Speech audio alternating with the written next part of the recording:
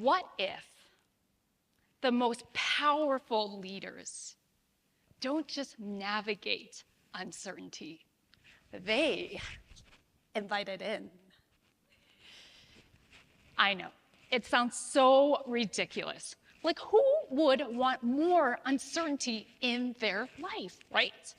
But what if uncertainty is the key to unlocking your next level leadership potential in your life, your relationships, parenting, business, and especially leading your teams?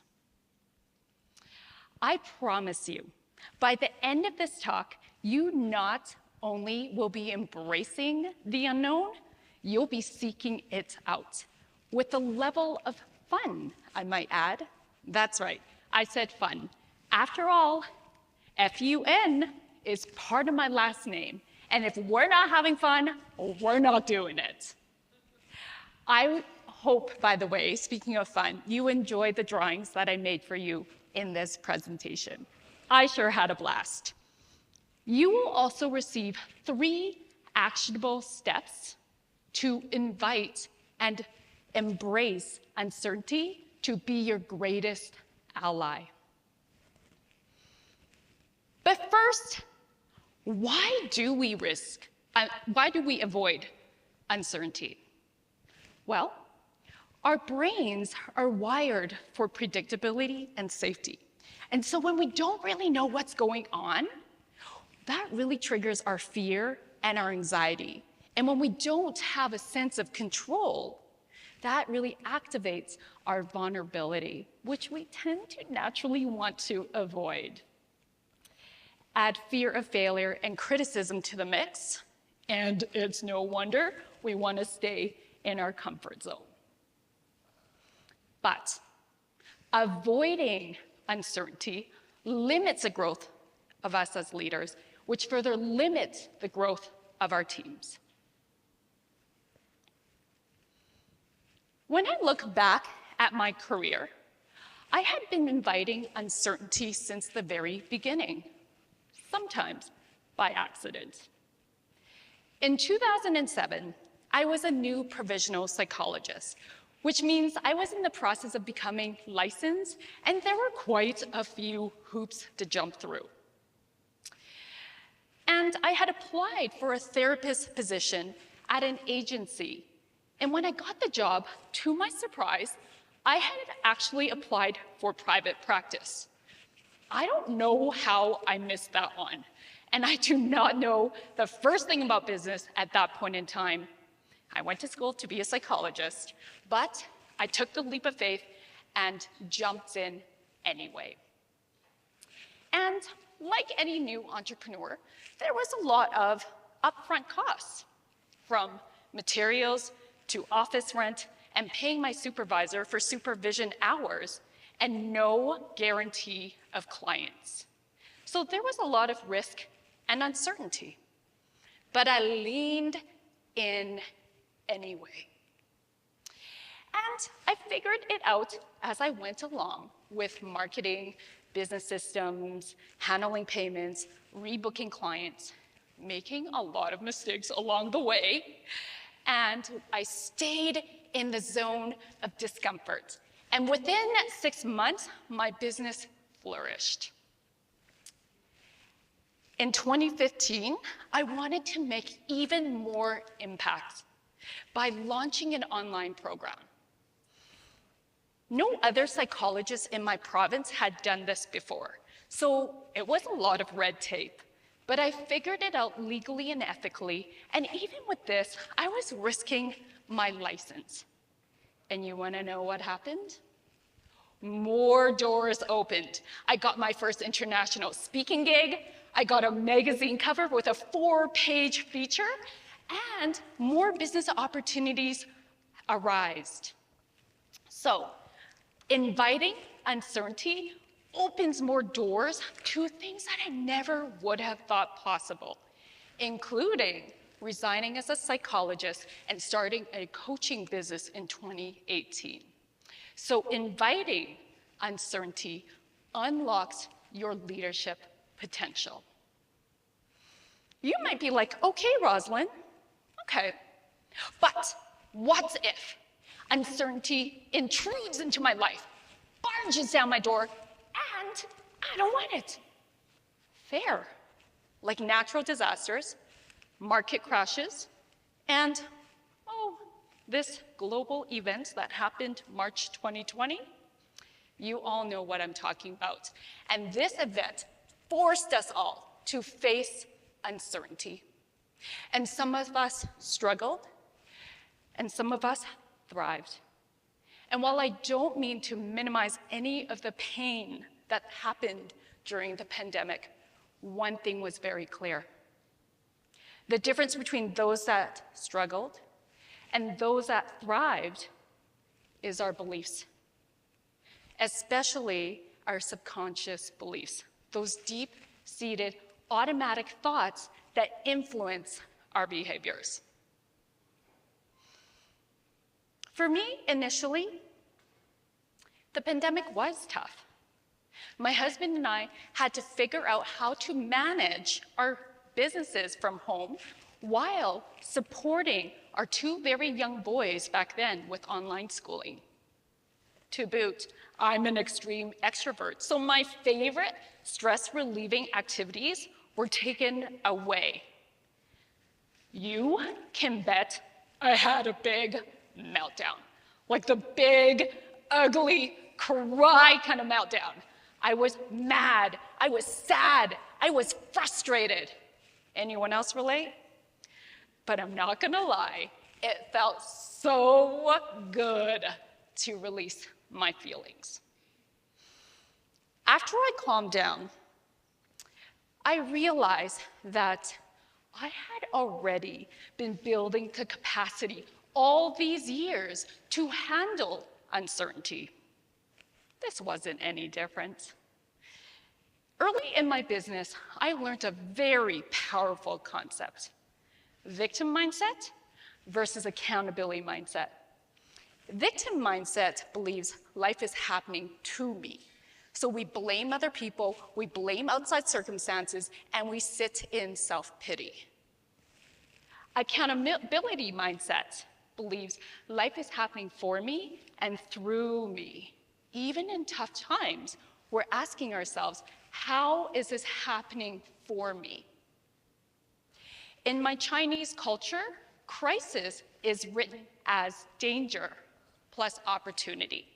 So within crisis lies opportunity. So then I got really quiet and I asked myself, how is a pandemic happening for me? And what happened was I birthed a new business offer, I hired more team, I created more impacts, and I tripled my revenue. And the best part? I got to spend more time with my husband and our two boys, deepening our bonds. You know, so many times business leaders are on the go, go, go, and we sacrifice our self-care, we sacrifice our health, we sacrifice our time with our loved ones and our kids, all in the pursuit of success.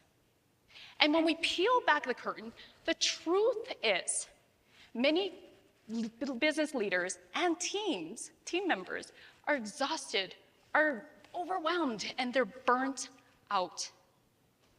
They almost feel resentful from having their work compete with the other things that are really important in their life. So if this is you and you're resonating with this, I encourage you to take the time to really reflect on your values, your vision, the life you truly want, and the legacy you want to leave behind. Then this is your opportunity to realign and recalibrate. You don't have to wait for another pandemic to do this now. Okay, now I'm gonna geek out a bit here with you. And I'm gonna share with you the neuroscience of flourishing when it comes to inviting uncertainty into your life. There are lots of benefits, but I'm gonna focus on two today. The first one being cognitive flexibility. This is your brain's ability to go with the flow when it comes to adapting to new changes. And with this, research shows that leaders who have more cognitive flexibility are able to pivot quicker and come up with new business solutions, as well as achieve better outcomes by 30%. The second benefit is emotional resilience. This is your ability to manage stress and bounce back after setbacks. Research shows that leaders with emotional resilience are able to, by 25%, manage their team and help them remain calm under pressure and reduce stress-related turnover rates by 50%. Resilience is also linked to better well-being and quicker decision-making under times of uncertainty. Okay, I'm going to ask you some questions. Raise your hand if you have ever moved to a new city. Okay, raise your hand if you're a parent. If you have ever traveled alone. If you use AI. If you're married. Divorced? Okay, so if you raise your hand, you have already invited uncertainty into your life, because none of this guarantees any certainty. What I'm trying to get you to see is that as you move forward in your life and moving into uncertainty, to be more of an active player. This will help you raise your cognitive flexibility and deepen your emotional resilience. Now let's look at some examples in the corporate world of how these companies have invited uncertainty in successfully. Netflix went from snail mailing DVDs to live streaming, disrupting the entertainment industry. Amazon, online retailing books to just about everything else, driving massive growth. Tesla, bet on electric cars despite skepticism, reshaping the auto industry. Airbnb, disrupting the hotel industry through online global shared home platforms. And finally, Apple, always challenging status quo for tech innovation. So as you can see, it would take a lot of cognitive flexibility and emotional resilience amongst those leaders and teams to create such a massive success. All right, it's your turn. We are going to get practical. Let's get practical. Practical. All right, I told you guys, we are gonna have fun. And this is the part where we are gonna have the 3 steps to inviting uncertainty in. Step number 1, choose your own adventure. Okay, so I want you to think about something where you admire other people do, but it makes you go, oh, I don't know if I could do that. So that could be taking some kind of new class like dancing or art.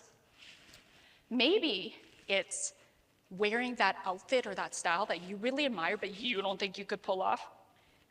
Maybe it's putting yourself out there in the dating world again after divorce or breakup, and it's been a really long time. Maybe it's eating at a restaurant alone. Maybe it's having that talk you have been avoiding for the last week, month, year, decade. You get the point. And on a scale of 1 to 10, 10 being when you think about doing that, it makes you want to vomit and you'd rather eat your vomit than do it. I know, gross. And then 1 is you have a pebble in your shoe. It's a little uncomfortable, but you're too lazy to remove it. I want you to choose an activity between level 3 to 5 difficulty. All right, got that? And then You're gonna choose an accountability buddy, someone who will keep you accountable to do step 1 for 7 days in a row, or however it makes sense to keep it consistent. Then you're gonna, step 2, reflect. After this 7 days, you're gonna reflect on the following 3 questions. Did you die? Probably not. You have overrode your fight, flight, freeze response. Listen, I just did my step 1 with you. If you haven't noticed, I am not a singer. Okay, and I did not die. Thank you for not throwing tomatoes at me. Second question to reflect on.